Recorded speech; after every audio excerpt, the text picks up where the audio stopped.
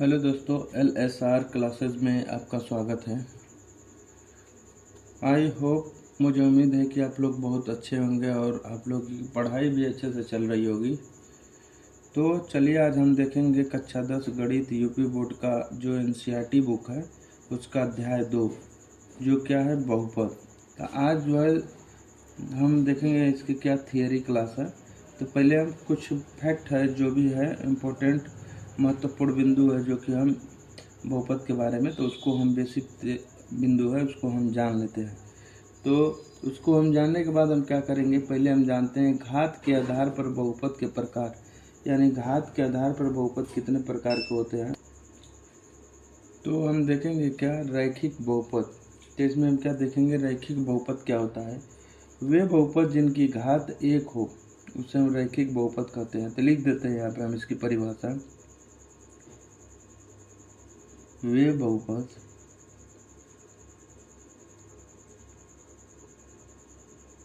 वे बहुपद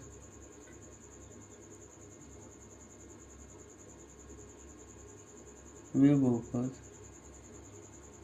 जिनकी घात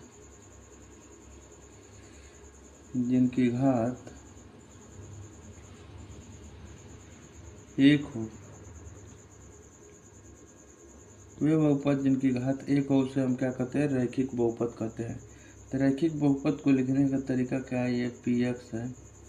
तो इसको हम लिखेंगे क्या, ये 7x + 5 या px में हम लिखेंगे 3x + 3 या px बराबर लिखेंगे हम 4x + 9। तो इसमें क्या है, जो चर घात है इसका घात क्या है, एक है। तो इसको हम क्या कहेंगे, वे बहुपद जिनका चर के घात एक हो वो क्या कहलाता है, रैखिक बहुपद कहलाता है। रैखिक बहुपद कहलाता है। तो रैखिक बहुपद ये है। तो इसको हम लिख सकते हैं, रैखिक बहुपद का व्यापक रूप क्या होता है। तो यहाँ पे लिखेंगे हम रैखिक बहुपद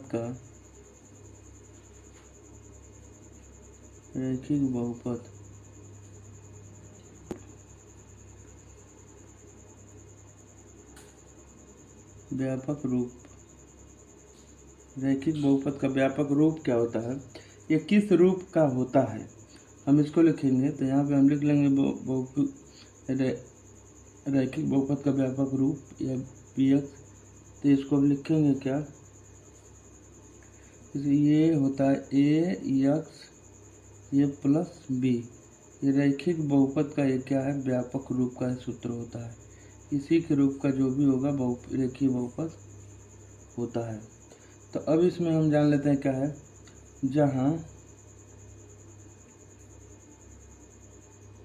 जहाँ क्या ए बी क्या है, रियल नंबर है और ये बराबर नहीं होना चाहिए किसके, 0 के। ये है बहुपद, रेखीय बहुपद। जहाँ, तो इसको हम लिख देंगे जहाँ ए और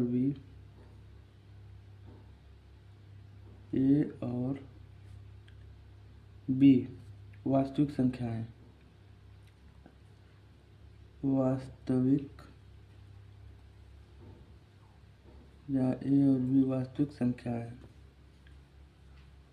जहाँ ए और बी वास्तविक संख्याएं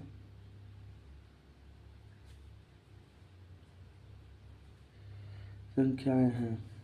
तो जहाँ दिया है ए डज नॉट इक्वल टू 0, यानी ये 0 के बराबर नहीं है। तो ये था हमारा क्या, ये रैखिक बहुपद के बारे में हम जान लिए। रैखिक बहुपद क्या होता है, वे बहुपद जिनके चर की घात एक होती है उसे हम रैखिक बहुपद कहते हैं। यह रैखिक बहुपद का व्यापक रूप का होता है, ax + b होता है, जहाँ a और b क्या होता है, वास्तविक संख्या होती है और ये बराबर नहीं होना चाहिए 0। समझ में आई बात। तो ये था हमारा क्या रैखिक बहुपद। अब हम आगे देखेंगे क्या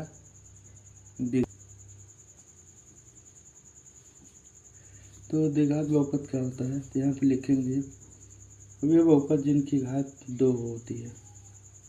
वे बहुपद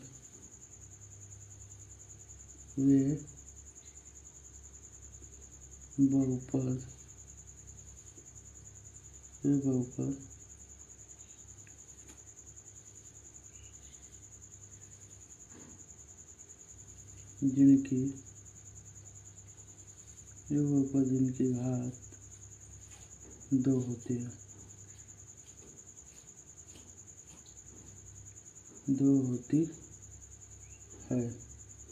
उसे हम क्या कहते हैं, द्विघात बहुपद कहते हैं। तो इसमें जो होता है क्या होता है, द्विघात बहुपद में px बराबर 7x² प्लस 5x प्लस क्या हो जाएगा 4 हो जाएगा। और इसमें और भी हम लिख लेते हैं, ये क्या है, इसका घात 2 है तो ये क्या है, द्विघात बहुपद इसको कहेंगे। तो ये 3x² प्लस 7x प्लस क्या हो गया 4 हो गया। ये जो है ये द्विघात बहुपद है। एक और द्विघात बहुपद लिख देते हैं, px बराबर x² प्लस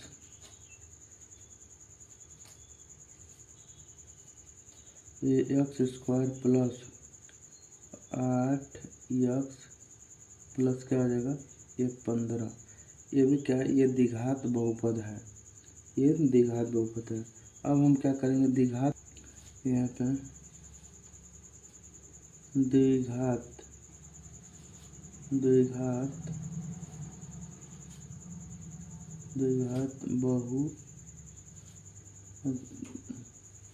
बहुपद का व्यापक रूप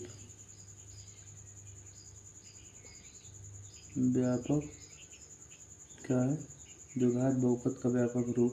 तो द्विघात बहुपद का जो है व्यापक रूप क्या होता है, तो इसमें लिख देंगे हम px बराबर ax² प्लस bx प्लस क्या है c। ये क्या है, द्विघात बहुपद का व्यापक रूप है। अब इसमें जहाँ लिख लेते हैं a b और क्या है a b c है, c ये क्या है, रियल नंबर है और ये बराबर नहीं होना चाहिए किसके, 0 के। तो ये था द्विघात बहुपद के व्यापक रूप। अब हम लिखेंगे क्या, अब नेक्स्ट जो है आएगा हमारा त्रिघात बहुपद। अब यहाँ पे लिखेंगे हम त्रिघात बहुपद। त्रिघात बहुपद क्या होता है, वे बहुपद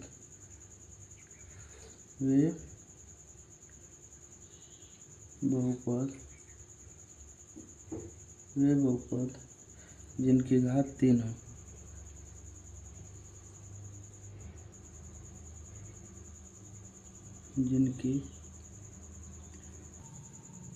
तो त्रिघात बहुपद वे बहुपद जिनकी घात 3 हो, उसे हम क्या कहते हैं, त्रिघात बहुपद कहते हैं। ठीक, त्रिघात बहुपद कहते हैं। जैसे में हम लिखेंगे px त्रिघात में 7x³ प्लस क्या है 5 है, और दूसरा क्या है px या pu कुछ भी लिख सकते हैं। तो इसको हम लिखेंगे 7x³ plus 5 x² plus 2u minus 2u नहीं है, x है ये x माइनस 8। तो इसमें क्या है, बहुपद की जगह की घात 3 है, तो इसे हम क्या कहेंगे, त्रिघात बहुपद कहेंगे। त्रिघात बहुपद का जो है कि हम लिखेंगे व्यापक रूप। तो इसमें जो है कि त्रिघात बहुपद का व्यापक रूप लिखेंगे, तो इसका हम व्यापक रूप लिख लेंगे, व्यापक रूप। तो इसमें होता है पी एक्स बराबर होता है AX³ plus BX² plus CX plus D।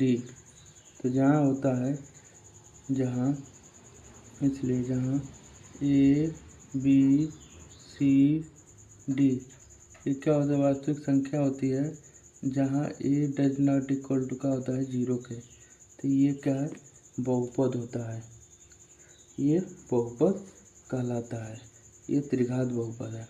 अब हम लिखेंगे अचर बहुपद। अचर बहुपद क्या होता है इसके बारे में जान लेते हैं। चलिए,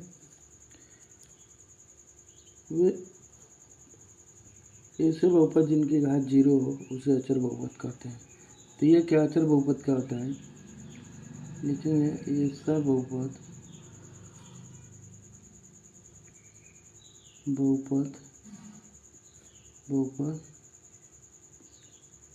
जिनकी सब बहुपद जिनकी घात 0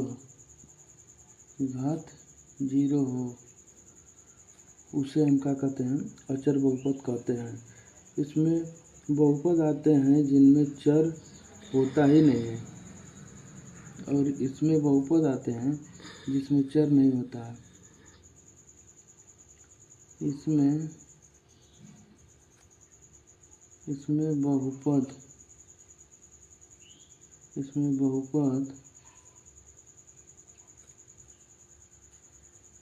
ऐसा बहुपद जिनका घात 0 हो उसे हम अचर बहुपद कहते हैं। इसमें बहुपद आते ही नहीं है, इसमें बहुपद आते हैं जिनमें चर नहीं होता है। इसमें बहुपद आते हैं जिनमें चर नहीं होता है, इसमें जिनमें चर नहीं होता है,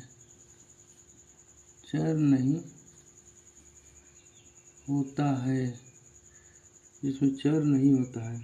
जैसे में एक तो उदाहरण समझा देते हैं हम, यहाँ पे देख लीजिए, कौड़ी में क्या है 2, तो इसको हम लिख सकते हैं क्या, कौड़ी में 2 पे गुणे यक्स पे हम 0 घात लिख सकते हैं,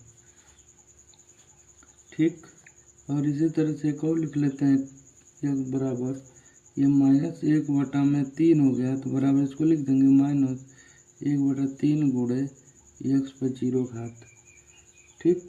तो ये जो है हमारा क्या, अचर बहुपद की घात 0 होती है। तो ये तो हो ही गया इसमें, ऐसे बहुपद जिनकी घात 0 हो उसे हम अचर बहुपद कहते हैं। और इसमें एक पॉइंट और ये है कि जब किसी संख्या पर 0 होता है तो उसका मान क्या होता है, 1 होता है। तो ये चीज़ आपको याद रखना है, ठीक। तो ये था हमारा क्या, अचर बहुपद। अब हम एक और है बिंदु उसके बारे में जानेंगे। तो इसमें क्या होता है, शून्य बहुपद में, तो ये इसका मान क्या होता है, ये 0 होता है। जैसे में शून्य बहुपद में क्या, मान लो कोई बहुपद है तो इसका मान क्या है, हम लिख लेंगे क्या, 0 गुणे क्या, यक्स पे 0 घात, तो ये बराबर होता है क्या, 0 के, ठीक। इसी तरह से कोई और बहुपद हम ले लेते हैं px, ठीक। तो इसका मान जो होता है क्या, तो यहाँ पे जो है जैसे हम लिख लेंगे 0 गुणे यक्स पर हम क्या लिखेंगे, हम 100 लिखेंगे, तो ये भी क्या हो जाएगा, 0 ये होगा। तो यहाँ पे एक हम नोट में बात लिखना चाहते हैं यहाँ पे, तो इसमें शून्य बहुपद की घात क्या है, निश्चित नहीं होती है। शून्य बहुपद की घात निश्चित नहीं होती है, निश्चित नहीं होती है। ठीक, तो ये था मेरा बिंदु। और दोस्तों ये बहुपद का जो भी महत्वपूर्ण बिंदु था, बेसिक बिंदु था, इसके बारे में हम बता दिए। तो आप लोग इसको अच्छे से देखिए और ज़्यादा से ज़्यादा प्रैक्टिस करिए, ताकि बहुपद से कोई भी क्वेश्चन आए तो आपको हल करने में दिक्कत ना हो। तो वीडियो अच्छी लगे तो लाइक, सब्सक्राइब, शेयर करिएगा। धन्यवाद।